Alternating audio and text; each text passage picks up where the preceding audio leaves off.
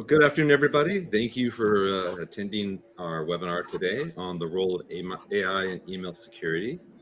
My name is Audion Paxson. I'm the Technical Marketing Director here at IronScales, and I had the pleasure of working with Michael Sampson at Osterman Research on this really unique report. And Michael's the Principal Analyst at Osterman, and this is, I don't know, our third or fourth report that you and I are presenting in the last year, I think, right, Mike? It's become either quite a pattern or a circus. I'm not sure which one of those.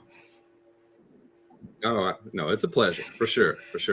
So welcome again. Thank you very much. And I'm going to go ahead and hand it off to you, Michael, and I'll just every now and then add a little bit of color commentary and help answer questions from the audience. Excellent. Well, Audion and the wider IronScales team, thanks for the opportunity to work with you on this report.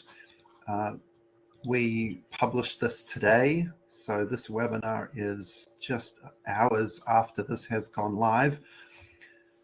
The report is available from the IronScales website, but I believe toward the end, Audion will also provide a link for you so that you can get it without going through the registration process. So, correct. Yeah. Yep. Osterman Research is a market research and consulting firm focused on delivering insight around cybersecurity, data protection, and information governance.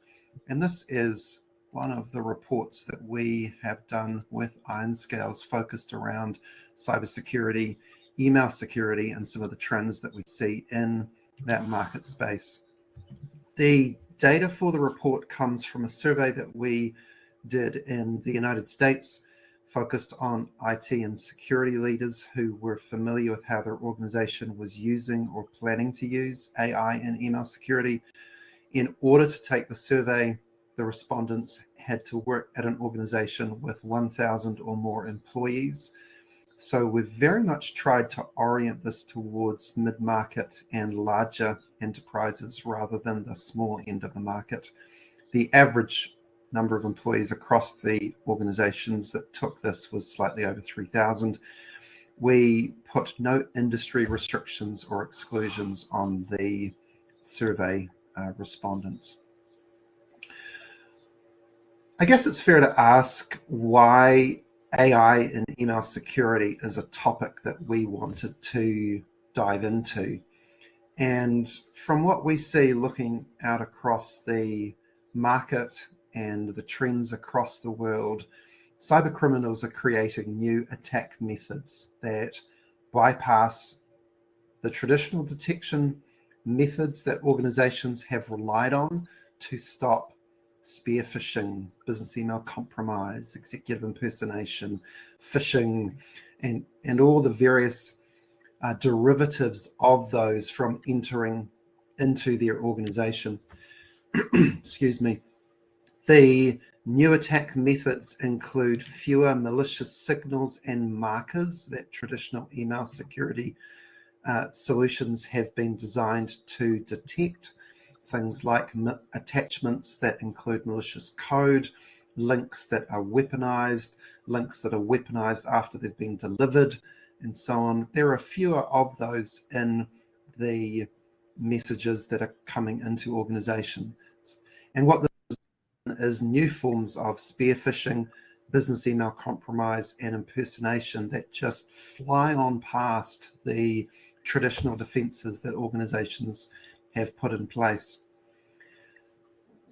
So, Michael, those what you were describing there, you and I, the last time we met, actually the time before that, we were going into, we took a deep dive on business email compromise and, those type of attacks. And for sure, those don't have links, they don't have attachments. And oftentimes sometimes they're multi-stage attacks, but they have malicious intent, yes, but not malicious cargo or links for sure. So before you go on, I mean, as I see it, these are the drivers that you started with, but was there something else about this that got you curious to, you're the one who came up with the idea to do this research and begin with, and what was it that kind of piqued your curiosity? That's a good question, Audion. I think one of the things that piqued my interest is that in the interactions that you and I have had around various other reports, you have continued to talk about AI-enabled phishing tools and mechanisms. And so doing this research program enabled us to do a deeper dive to look at the dynamics in that market space, both from a cyber criminal perspective, but also from an email security vendor perspective. And I guess another piece that piqued my interest is the rise of ChatGPT and the incredible opportunities that provides for doing interesting and good things, but then also the leverage of that and derivatives for malicious purposes. And so, those two reasons and several others meant that I really wanted an opportunity to dive into this and see what it was that we could learn in terms of where organizations were at. And I guess just saying that, the other thing that I was really interested to see and gauge, and the reason that we did a survey rather than a different form, was to try and understand what organizations were seeing on the front lines. Did they have the optics and ability and the visibility to see new AI-enabled attacks coming against them? How did they assess the efficacy of the protection methods that they had in place? So yeah, they would be three reasons. Thanks. So building on that, then we also see that cyber criminals are using AI in the email attacks that they are directing at organizations. And there's multiple ways that cyber criminals are using AI. These are just some of them. One is to create unique attacks at scale using polymorphic techniques that change attributes and underlying characteristics of each message so that signature-based detection mechanisms think it's a new message. We've never seen this before, even though there's just been a slight change in that. And using polymorphic methods is not new, but AI supercharges that ability for cyber criminals to generate those. Another way that cyber criminals are using AI in email attacks is to mimic writing style, tone, and mannerisms in order to drive impersonation to a much higher level. You need a very skilled linguist to look at the way that someone that you want to impersonate communicates, and then craft a message that looks as though it could be written by them. They're not very easy to find, whereas AI, large language models, ChatGPT, malicious derivatives of those provide a workbench for cyber criminals to pull that information together and put it out much faster. And then finally, you want me to say finally? You're going to ask me a question. In fact, yeah, well, I was going to just do a color commentary there.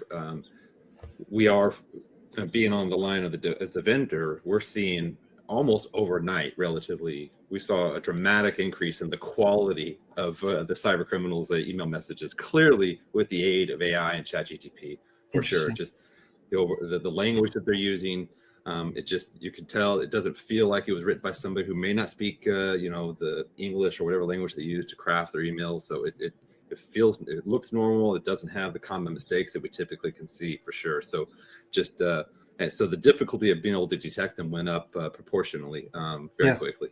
And I guess if we think of thread hijacking as well, if you do an account takeover, you spend some time in someone's inbox, you keep an eye on interesting threads, and then you inject a message with malicious intent that's been written by an AI tool. To your point, it makes that much, much more difficult to detect.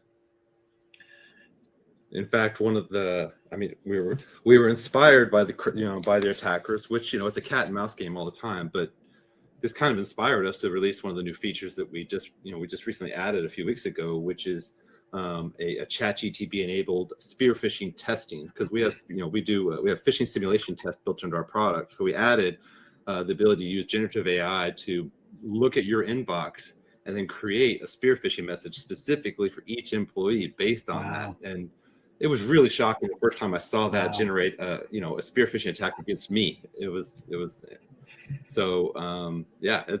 type of stuff that we have to do to be able to keep up with them. So I'm sorry, go ahead. Yes, and then really just pulling together a couple of the other ideas that we've talked about Audion, is that cyber criminals are also using AI to improve baseline message grammar quality for someone that doesn't speak the native language that they are using to attack an individual, whether that's English or German or French or whatever it is. We've trained our end users for a long time to look for spelling mistakes, bad grammar, and so on. That would be easy indicators that the message had something strange about it. But when you use AI, large language models, and other capabilities like that to generate messages, then those issues and signals go away. So in response to that dynamic, in parallel with that dynamic, and Audion's already used the term playing cat and mouse, we see vendors leveraging AI in the email security solutions and capabilities that they bring to market. Again, for a series of reasons, and these are just examples. One example is profiling the behavior of each sender and recipient. Who does this person send messages to? Who do they receive them from? What's the content of those? What's the themes and the topics? So that then in number 2, the ability to detect anomalous patterns. When you look at a message that apparently comes from someone that you have communicated with a lot, but it uses a different email address, or the grammar is slightly different, or there's a tone that isn't generally present, then the AI models in the email security side is able to say, there's something weird about this. What's going on? Another way that vendors are leveraging AI is to detect emails written using AI and malicious intent. And of course, not all messages that are written by a ChatGPT or a derivative are malicious. There are many employees in organizations that are leveraging those capabilities for productivity, for improving their own messages and so on. But it is a signal. And it's a signal that if you can pull it out and go, there is something structured about this, it follows particular patterns, then you can also analyze that for malicious intent. And then finally, to create derivative training data. Yeah, it's using AI to detect AI by itself isn't, needs to be contextual. So there's an art to the science for sure. And with regards to that those ends and also creating derivative training data, what we've learned over the years of doing this is that the best AI models aren't going to catch 100% of the attacks. So what we do to help create some of the derivative training data is we use human insights, and that's part of the closing the loop and part of the training models, which is used in reinforcement learning with human feedback. It's RLHF, and that's an important part of the overall approach. Yes, we can use AI to help detect AI-enabled attacks, but that's just part of the process of being able to to keep up. Nice. Now, Audion, there's a question from Seth in the chat. Do you mean that IronScale's platform uses machine learning, another form of AI, to detect phishing emails created by generative AI? Yeah, we're including that. That's one of the models that we use for sure. So, but we can't depend on that, and it all has to be scored and weighed, accordingly. Again, we look at the history of that. We profile every sender and every recipient as well, so we know what's anomalous for that person, and also something maybe is anomalous for the company, for the inboxes overall, not just one email compared to all emails we see. So the context is really important for the recipient and for the company we're protecting, and then also need to make sure that we're not having false positives for messages that were genuinely created by by somebody who just wanted to use the aid of ChatGPT. Yes, thanks, Audion, and thanks, Seth, for asking that question. I'd like to move now to profiling some of the trends in email and email security that we saw in the survey results.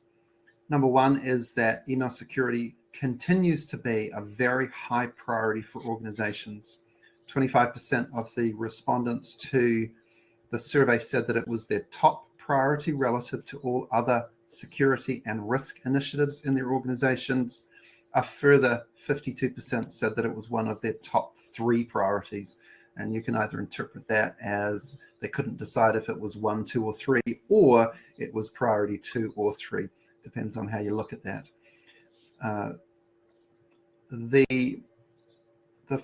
Most of the rest it's one of our top 5 priorities. There were very few that said it wasn't in the top 5. When I was thinking about what it was about email that makes it worthy, like the ability to lift Thor's hammer. What makes it worthy for email to have such a high priority for organizations? And there's a number of reasons, and you can see this in the white paper as well. It's insecure by design. It wasn't designed from the beginning to be a secure mechanism. It was anyone to anyone, very easy to do. If someone is able to compromise an email account, then given the rise of platform services like Microsoft 365 and Google Workspace, then you get access to everything else as well, the documents, the chats, the meetings, and so on. It provides an ability to contact employees directly. And given that most organizations use a standard format for the email addresses, if you know someone's first name and last name, which you can easily find on LinkedIn, you can pretty much guarantee it's either going to be first initial of first name plus last name at domain, or it's going to be first name dot last name at domain. And so it's very easy to generate and get access to the people deep within an organization that you would otherwise find very, very difficult to get access to. Email's critical, can't be turned off because many business processes and many valid business processes run through this.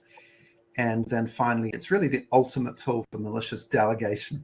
And what I mean by that is that if a cyber criminal can social engineer an end user to do something on their behalf, then they have created a way of pulling the puppet strings on people in organizations to initiate transactions or interactions or communications that benefit them financially, enable them to steal data, and a variety of other things. I really like that term.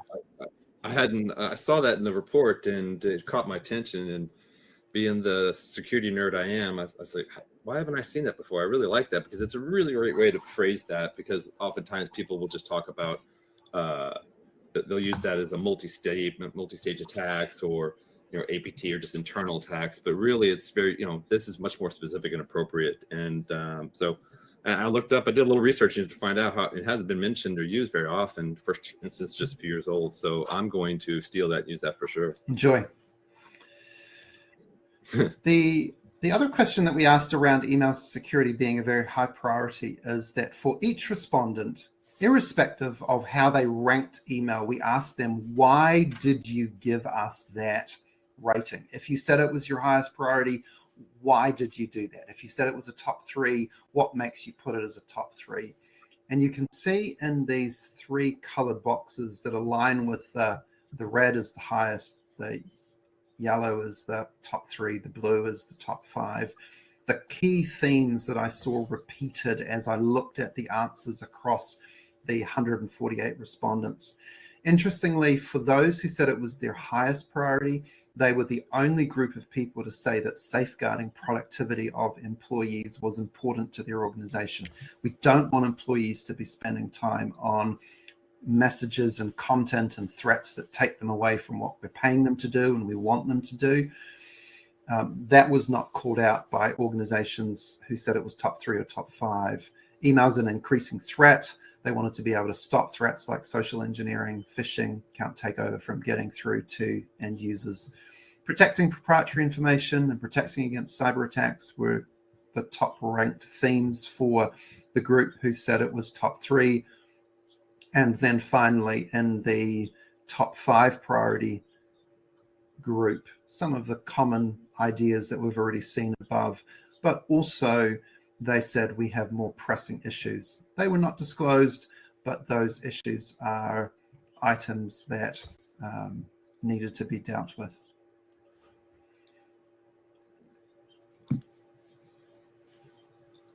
We asked organizations how they were experiencing the use of AI by cyber criminals. And I've ordered this chart by the strongly agree response. So we asked each respondent to indicate how much they agreed with each of these 5 statements. And if you look at the way that the strongly agree numbers move, you see the first 2 are very much about looking back. So the first one is cyber criminals are already using AI in the email attacks we experience at our organization. 17% we strongly agree with that statement. 74% we agree. So the second one is we have experienced an increase in the use of AI by cyber criminals in the last 6 months. And again, that's a look back statement, but you can see that the intensity of the strongly agree has grown from 17 to 26.4. But then you look at the next 3, which are all look forward statements. And this should send some chills into every security professional across the world. The third item here, cyber criminals will continue to innovate in their use of AI in the email attacks we experience. Again, that increases 26 to 31. The fourth item, cyber criminals will attempt to use AI in email attacks to circumvent the email security technologies we use. Again, increasing to 34. And then the final one in this list, cyber criminals will continue to use AI in the email attacks we experience. Almost half of respondents said this is something that we expect to see. You jump me back a slide. You must have some ideas here, Audion. No, I did that, I think, by accident. I thought I accidentally moved you up a slide there, but this is a good point, stopping point to go ahead and poll the audience. So we're going to go ahead and issue a couple polls to see where everybody else falls in line with these type of questions. And this is one of the questions similar to what was asked in the research. So if everybody could take just a quick minute and answer these, and we'll see how everybody else stacks up, and then we have one more. Right, yes, and just while people are doing it, Woody, and the backstory to this poll is that when you and I were speaking last week getting ready for this, you said in terms of the second item here, it would have been interesting in the survey to ask whether they had seen an increase in the time before ChatGPT. And so I said, well, why don't we ask our audience on this webinar to see what their experience has been with this. So there are 2 questions. This is the first. In the 12 months before, how frequently? Right. Yeah, that's something. As soon I started thinking about that, and it'd be, leading up, because a lot of times you want to ask these questions in a certain phase, right? And so they don't alter the following questions. You want to find out at this point in time, how often do you see it? And now looking back, and there's an art to that, as you know for sure, because you've been doing this for a long time. Right. How many more seconds are you going to give our audience to take this one? I think we're about good right there. It looks like the majority of people said rarely. So right at 50%, and then next to that sometimes. So the thing that stands out to me is basically 12% of the respondents here saw some or a great deal. So not very many. So let's go ahead and do the next poll question. This and will be compare the interesting. results. So in the 12 months, sorry. So in the months after ChatGPT was released, how frequently has AI been used in email attacks against your organization?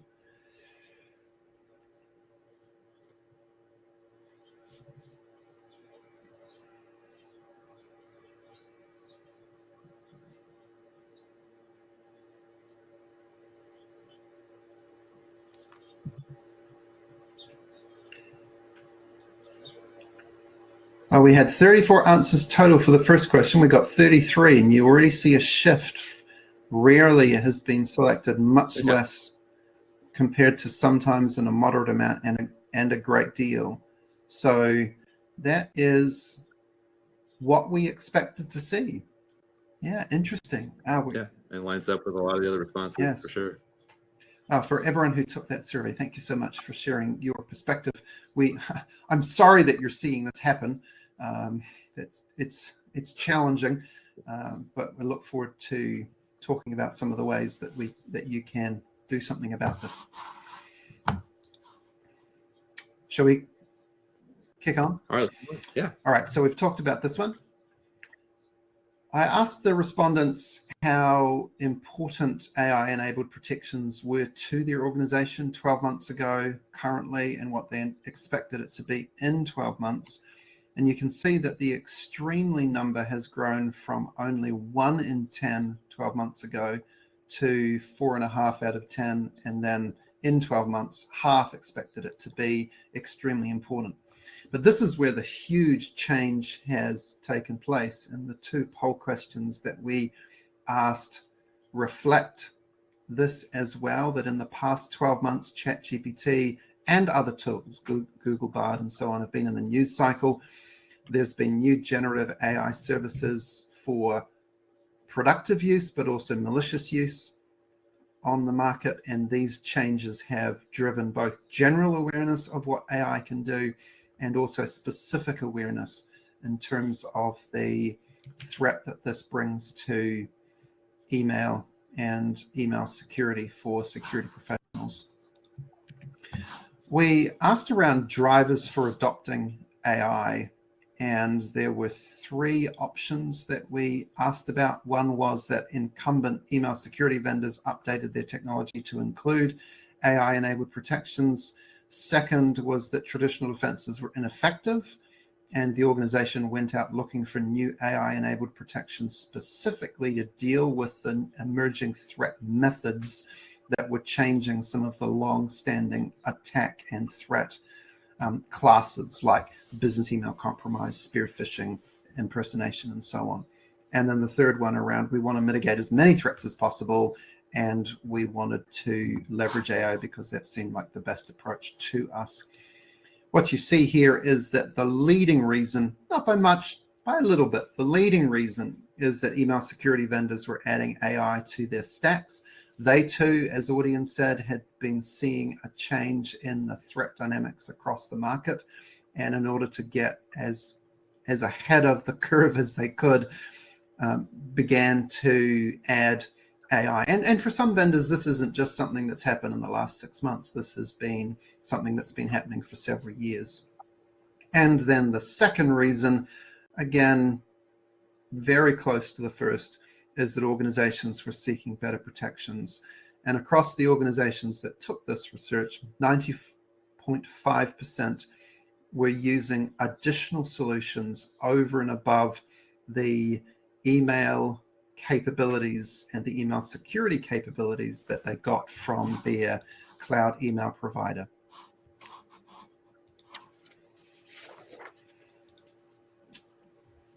I'm going to talk now around current usage of AI for email security. When we asked around how organizations were proceeding with this, the majority, 66.4%, were already using and had already implemented an email security solution over the last 24 months that was leveraging AI. 14.2% were actively implementing, so they'd made a decision and were in process of doing that. And then the rest were not yet implemented. So the vast majority of respondents to this had implemented an email security solution in the last 24 months that was over and above whatever they got from their email vendor, like Microsoft 365, like Google. So it says implemented an email security solution. Is that in general, or is that an AI-enabled email security solution? Yes, AI. Yes. Yeah, okay, make sure. Thanks for. So to some degree, of AI is included for those people. It could be just a little bit of a new token addition from their, cloud email service provider or one of their legacy security email gateways. But technically, there's AI has Correct. been added. Yes, they have started doing that in the last 24 months. They are using AI to protect against various threats, and we asked respondents to rank the importance of these threats to them.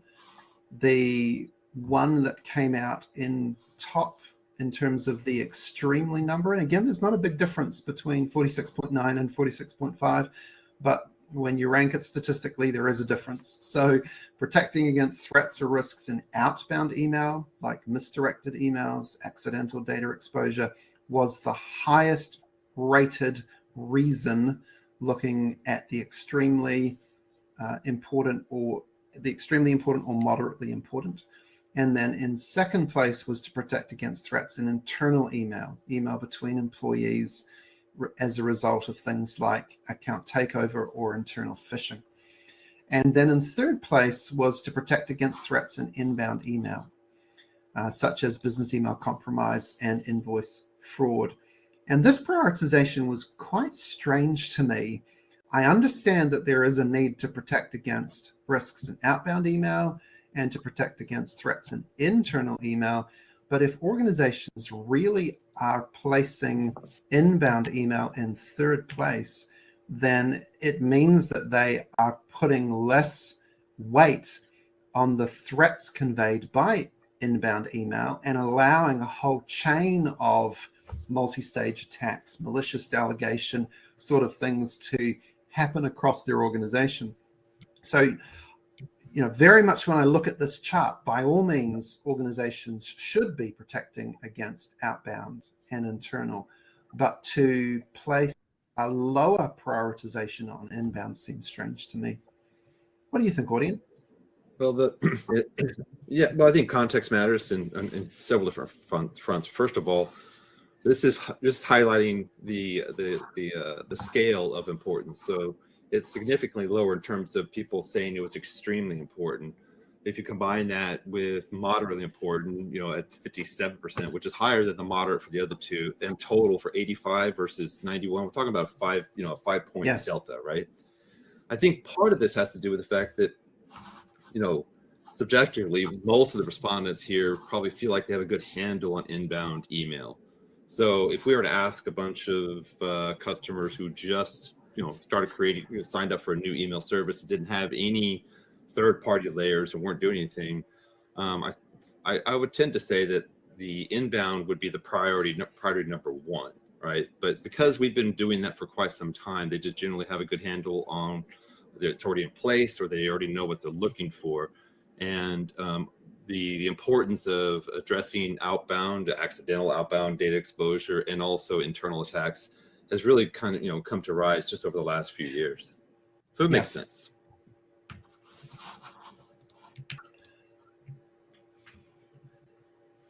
I was hoping that slide would build. I forgot it didn't do that.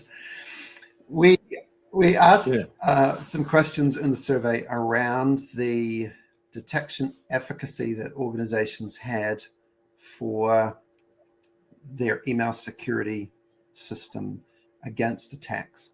We asked for their assessment of detection efficacy before they implemented a new AI-enabled security solution, and we asked for their assessment of their detection efficacy after they had detected an AI-enabled email security solution. Now, this slide was supposed to build. So what I'd like you to focus on is initially the 5 circles across the top. So detection efficacy, when we convert whatever their response was from the customer, we get their current efficacy.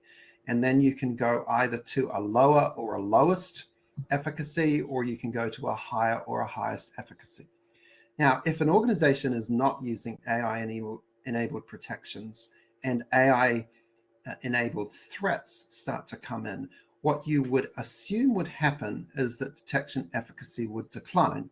There would be new threat methods in those messages that would not be detected and stopped by the email security solution, and therefore the new current standard for the organization would be to be at the lower or even the lowest level of detection efficacy, which the red arrow shows. New attacks bypass protections and thus efficacy declines. When you add new AI-enabled email security capabilities, there should be one of two, and ideally both, results for an organization. The light blue is that new AI-enabled email security capabilities reestablish or safeguard what that current standard was.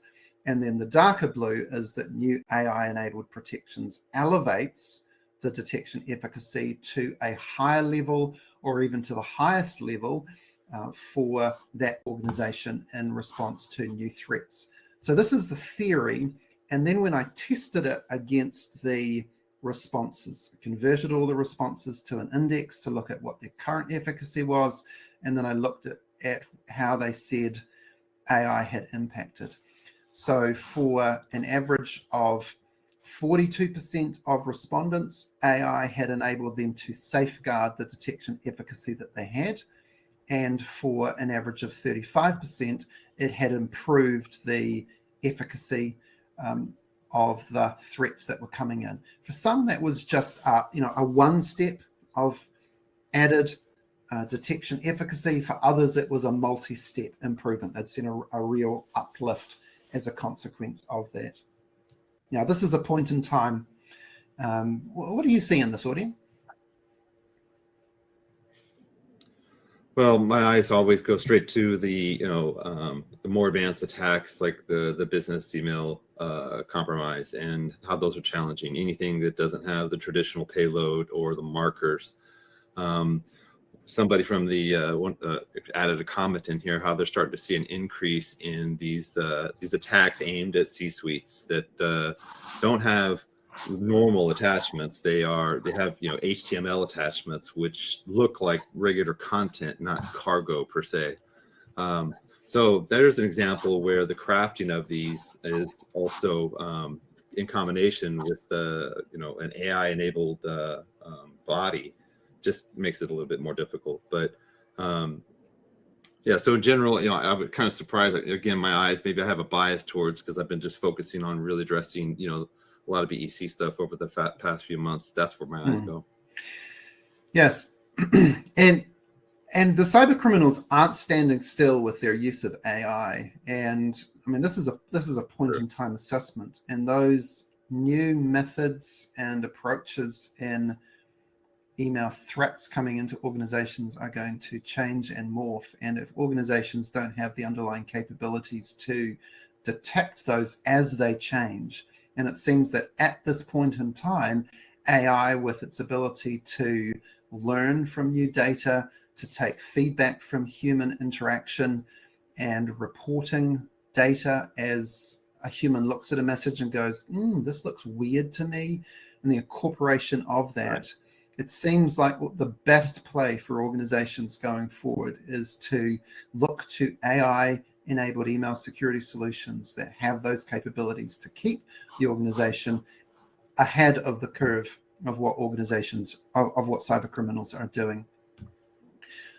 That's why we one of the differentiators we talk about, and I'm trying to make sure that you and your research here is the star, and not make this a web-o-mercial, but it's appropriate for that subject, is what we see is better results whenever we incorporate human insights that and you talked about that at the beginning here, that at the very beginning of the presentation. The best way for us to stay ahead and try to predict the unknown type attacks is using AI to continually analyze all the new attacks that are coming in, but also all the users, the baseline of their behavior, the baseline of the type of messages they get.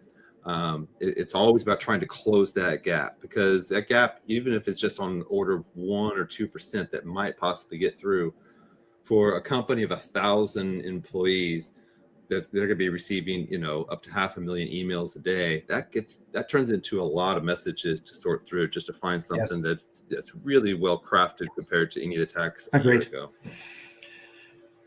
Now, several slides ago, I said that there were around 20% of organizations that had not yet implemented AI-enabled email security solutions. But given that I had access to all of the data and was able to look at the way that they answered other questions, actually, many organizations don't realize that they are already being protected by AI. Among the ones who said they hadn't implemented anything, there are capabilities in email providers, from email providers like Microsoft 365 and Google, that have some degree of AI. Now, AI is not a binary thing. It's either you have it or you don't. There's a whole continuum, and there's different levels of efficacy between them. But those providers, and depending on what license you are subscribed to for given individual users, have some capabilities, some AI-enabled capabilities in place. For some of the other organizations that were in this group, they were actually already using AI-enabled tools, but their priority focus was elsewhere. So they may have been a top 3 or a top 5 or a top 10. So the tools were, they said that the tools were in place, but the priority for them was not that email security was the highest thing. And the vast majority of respondents who said that they were not currently using or had not currently implemented anything for AI were intending to embrace additional tools over the next 24 months. So, AI, in summary, the role of AI in email security has become essential for almost all organizations. And within 24 months, it's going to be inevitable that organizations have these capabilities available to them. And then the difference is going to come down to relative efficacy between different solutions to detect and stop and block and learn and stay ahead of the evolving threat landscape. So I know you mentioned it or touched on it earlier, but in the report, you highlight the amount of respondents who believe that in that same time period, one of the biggest increases they expect to see are using AI to not just deliver more crafted, higher quality crafted attacks, but specifically to bypass existing security controls in place. So that's pretty alarming to me, because we know they can get super targeted right now with the content and the way it's crafted. But if they're already saying, how can I use AI to increase the variety and the velocity of these to go around existing security measures, it's going to be a lot for enterprises to handle. Agreed. In the survey, we gave respondents a shopping list of items that they were interested in when they, or that they would. How would you rank the following 11 purchase factors was the question. What's important to you from an extremely important or a moderately important point of view? At the very top of the list was that organizations wanted the ability through AI-enabled security solutions, not just email security solutions, to be able to protect more than just email. Because employees are working in tools beyond email, it's essential to protect email, but it's insufficient to protect email by itself. And so there was quite high interest in protecting other places that employees work, like Teams, SharePoint, Zoom, and Slack. There was a theme around simplifying security processes for IT and security professionals. So the ability to provide automated mitigation and remediation of identified threats in email in a way that minimizes the burden on IT and security staff was in second place as an extremely important buying and purchase factor. And then in fifth place was the results of the analysis of a malicious email are presented to security professionals in an easy to understand format. So as the AI and machine learning capabilities process a message to look for things like tone and intent and say, there is something strange about this, presenting the results of that analysis in a way that a security professional can look at it and go, oh yeah, I get it. I understand why there's a problem here, was the fifth issue. Training ML models on organizational context was in fourth place. So the ability to incorporate feedback and escalations from end users for training the models was highly important to respondents. And then when we pull back from just looking at the extremely important results to then the combined results of the extremely important and moderately important results, the highest ranking one combining both was the ability for end users to easily report suspicious messages. And then the third highest, when you combine extremely and moderately, was that the results of the analysis of a malicious email are presented to the end user in an easy to understand format. So they can look at it and go, okay, sure, I understand why there's a problem and why I should be concerned about this. Now, there's some technical wizardry that is required in order to make AI and machine learning and the various capabilities that we've talked about work. These were rated in 10th and 11th place in terms of extremely important. But if you don't have this AI methodology and capabilities in place, then the entire approach falls over. So those are things like databases that show the risk of employees and vendors, the creation of a behavioral baseline for every employee. And so, it makes sense that these would be ranked lower because they are underlying methodology issues. But if they're not there, if they don't exist in the platform or the tool or the solution that you are looking at, then your ability to deliver everything that you want from a security pro perspective, from an end user perspective, from a detection efficacy perspective, just goes away. All right, let's talk about some best practices. And I know we're pushing the time here, Audion, as we generally do. I'm sure we have far too much content, and we seem... No, there's only a few more here, and you've been presenting the results of the survey and your interpretation of that, but this is the part that I like, is because you're the independent analyst who does this all the time, and to see your recommendation of best practices, this is the part that I think is important for the audience to see. Okay, so we've got this section and then some conclusions, and then we'll go to Q&A. So once again, if you have any questions for us, then please put those in the chat, and when we get to Q&A very soon, we'll go through as many of those as we can. So best practices in using AI for email security. First one is that if you can't see new threat methods in the email that is coming into your organization, then you need to fix the visibility that you have. Now, if you can't see it, it either means they're not there, or it means that you can't see them. And if you can't see them, then there's a problem that needs to be resolved. Otherwise, as Audion said, if you've got an organization of 1,000 employees, that's about 500,000 messages a day. And some of those are going to have and leverage new threat methods that will get through the inbox for a user, resulting in incidents that then become costly and difficult to contain. Second is that technology and process and people is still the order of the day.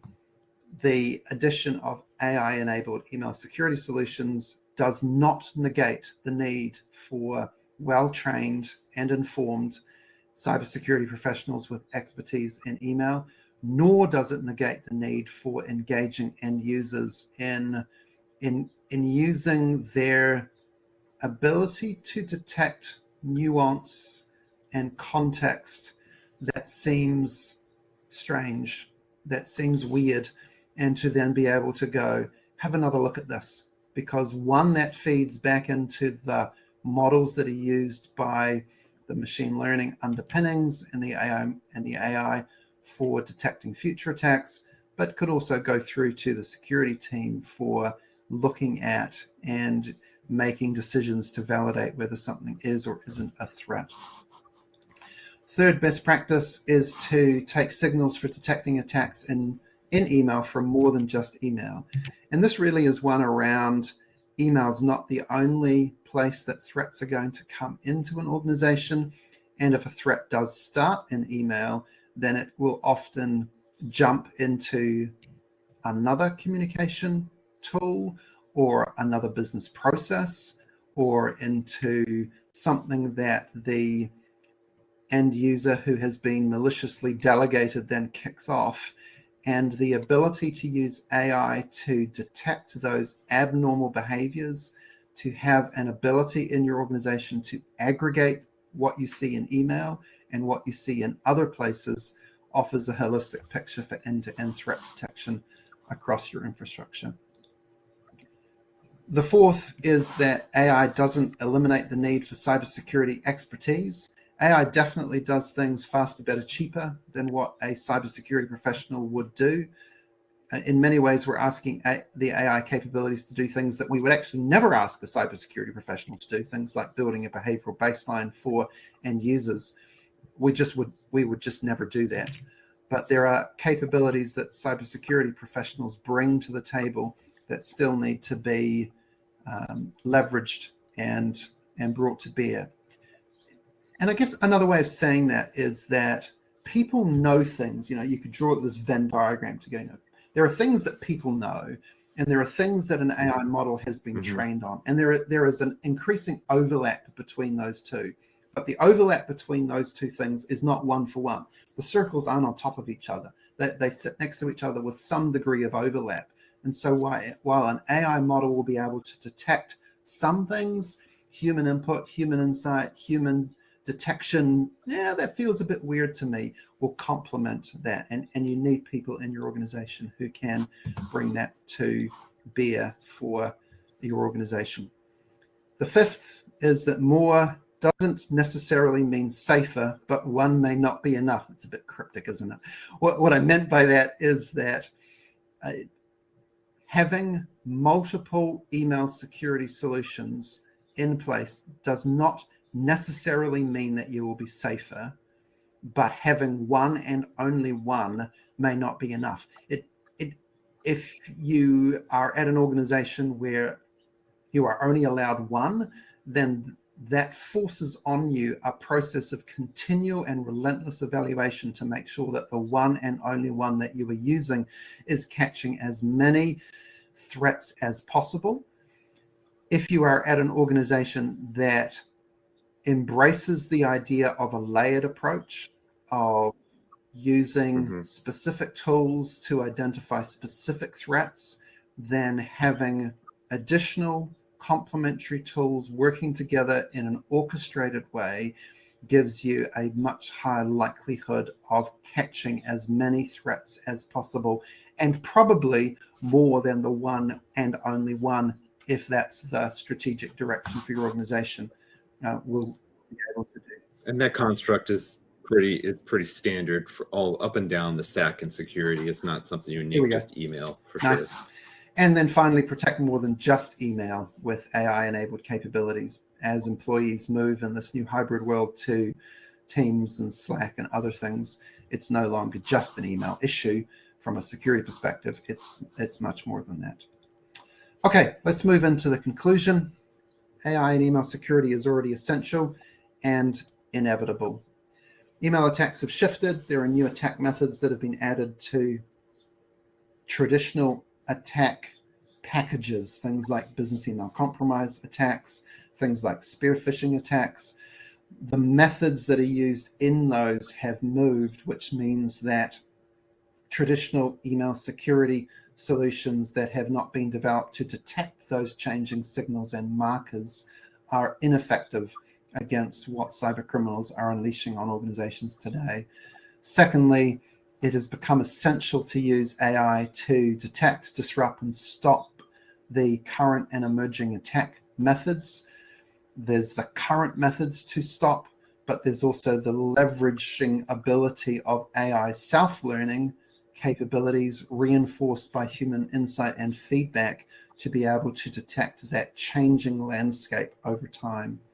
And finally, almost all organizations are embracing additive email security solutions in addition to whatever baseline protections they get from their email provider, in order to layer and stack protections that are best in class and enable them to drive as high an efficacy as they can for stopping inbound, for preventing internal, and for mitigating against outbound attacks.